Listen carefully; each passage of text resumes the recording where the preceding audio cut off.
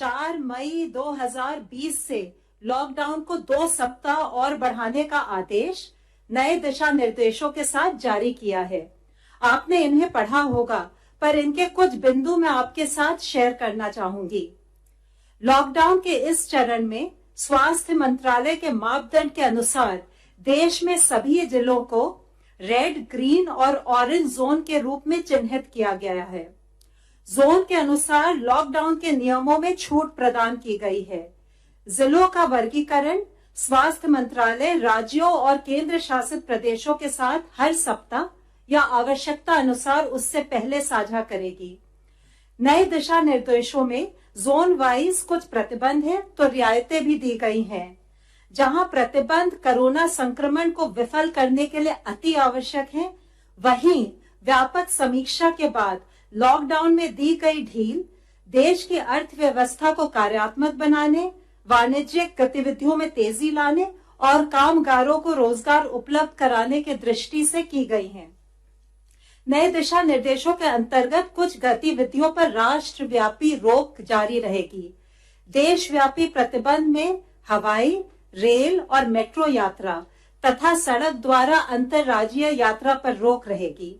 हालांकि मेडिकल, सुरक्षा और गृह मंत्रालय द्वारा स्वीकृत उद्देश्यों के लिए इस प्रतिबंध में छूट होगी। विद्यालय, महाविद्यालय, अन्य शैक्षणिक तथा प्रशिक्षण और कोचिंग संस्थान बंद रहेंगे। ऑनलाइन और डिस्टेंस लर्निंग की अनुमति है, जिसके द्वारा शैक्षिक सत्र में कुछ हद तक हम कमी को पूरा कर सकते हैं। आतिथ्य सेवाएं जैसे होटल्स, रेस्टोरेंट तथा सिनेमाघर, मॉल्स, जिम, खेल परिसर, बार, ऑडिटोरियम और ऐसे सभी संस्थान बंद रहेंगे। सामाजिक, राजनीतिक, सांस्कृतिक और अन्य प्रकार की सभाओं के आयोजन पर रोक रहेगी।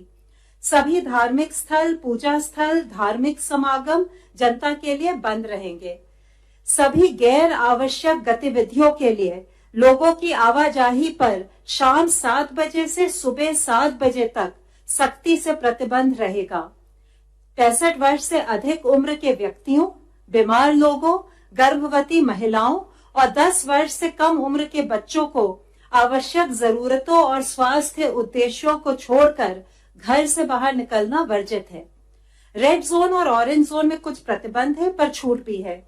रेड और ऑरेंज जोन में जो कंटेनमेंट जोन्स हैं, उनकी संवेदनशीलता को देखते हुए उसमें स्ट्रिक्ट पेरीमीटर कंट्रोल होगा, यानी आपातकालीन चिकित्सा सुविधा और आवश्यक वस्तुओं और सेवाओं की आपूर्ति बनाए रखने के अलावा कंटेनमेंट जोन के अंदर बाहर लोगों की आवाजाही नहीं होगी।